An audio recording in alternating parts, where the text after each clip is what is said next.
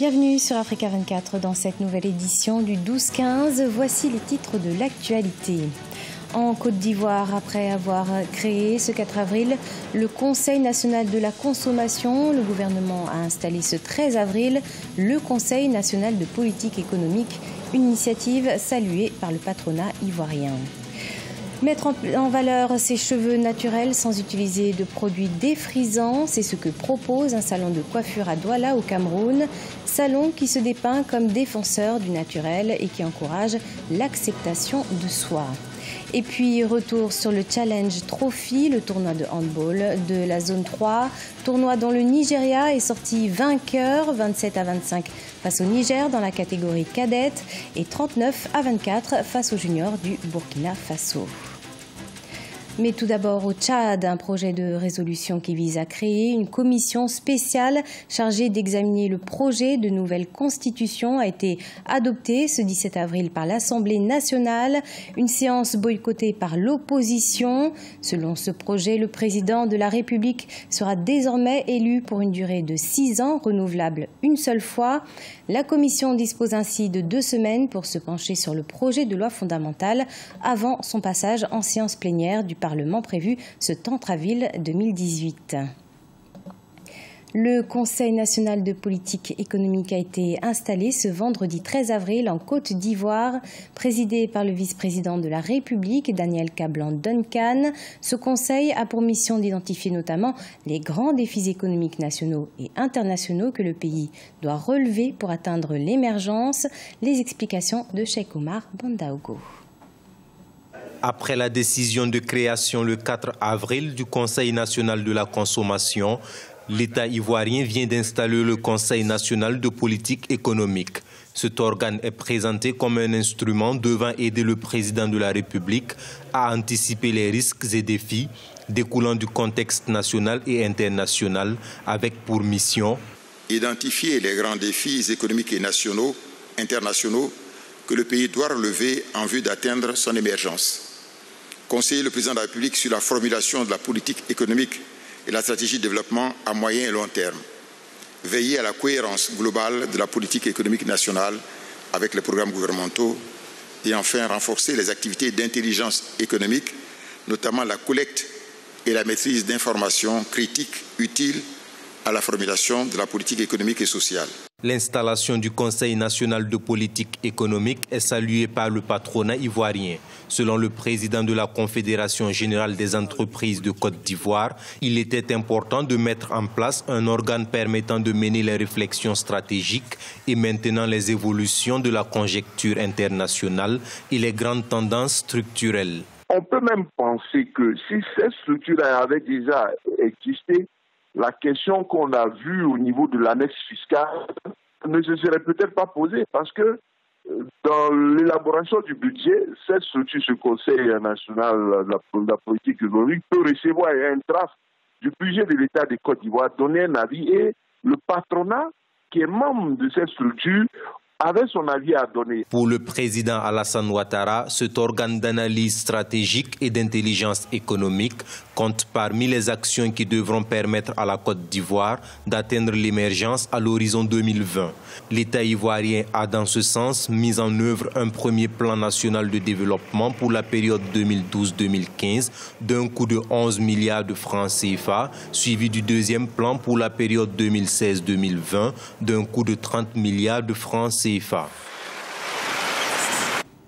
Dans l'actualité également, 15,6 milliards de dollars vont être débloqués pour le développement du Sinaï en Égypte. Une décision qui entre dans le cadre d'un programme national visant notamment à éradiquer le terrorisme dans la zone. Les efforts de lutte contre le terrorisme ne porteront leurs fruits que s'ils sont accompagnés d'un développement global, a déclaré le Premier ministre égyptien Chérif Ismaïl. Les travaux s'étendront sur 4 ans. Focus à présent sur un salon de coiffure à Douala, au Cameroun, qui encourage les femmes à rester naturelles.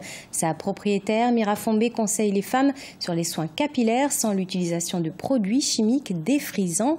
Immersion avec Nelly Claude Ebessa.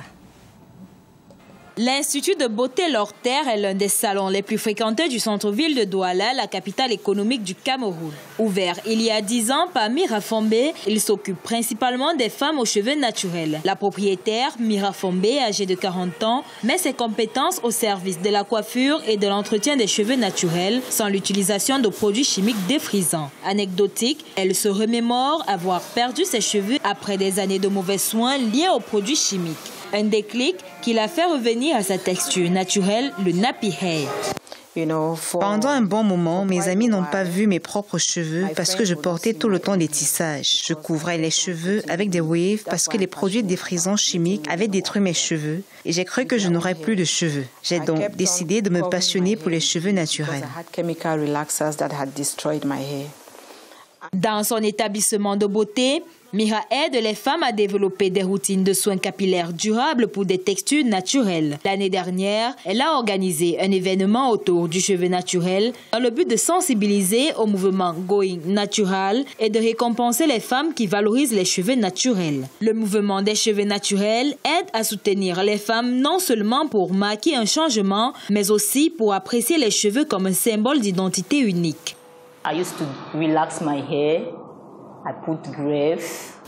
J'avais l'habitude de défriser mes cheveux et je portais des extensions. À un moment, je me suis dit pourquoi ne pas simplement essayer quelque chose de différent.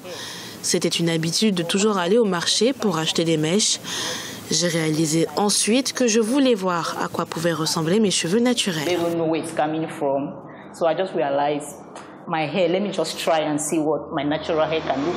Le salon de Mira Fombe reçoit une moyenne de 21 clientes par jour qui payent environ 5 000 francs CFA pour un lavage, un soin profond et une coupe.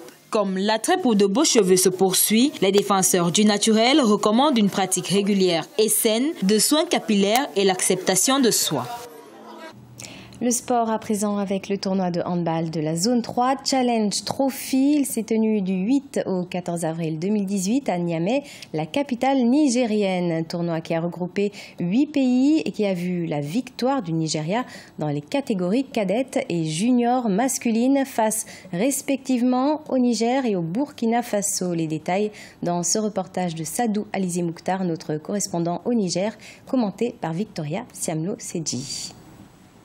Les deux équipes du Nigeria, cadets et juniors, vainqueurs du tournoi des handball de la zone 3. Dénommé aussi Challenge Trophy, le tournoi a mis aux prises des jeunes sélectionnés de moins de 20 ans des nations qui n'ont pas souvent l'opportunité de prendre part aux compétitions majeures. C'est donc le cadre d'expression par excellence des jeunes talents des 8 pays qui composent la zone 3. En finale cadet, l'équipe du Niger s'est inclinée par le score de 25-27 face à leurs homologues du Nigeria, tandis que l'autre finale, c'est les juniors du Burkina Faso qui n'ont pas résisté à la force des Super Eagles sur le score de 39-24. Le Nigeria, en cadet et en junior, vient de remporter le droit de représenter la zone 3 à l'édition continentale qui, elle, à son tour, nous déterminera le représentant du continent sur le plan international dans la phase déterminant de cette compétition. Le Challenge Trophy a regroupé 8 pays, dont 7 ont répondu présents à l'exception de la Sierra Leone. Il s'agit du Bénin, du Burkina Faso, de la Côte d'Ivoire, du Ghana, du Togo, du Nigeria et du Niger qui sont répartis en 2 poules masculines,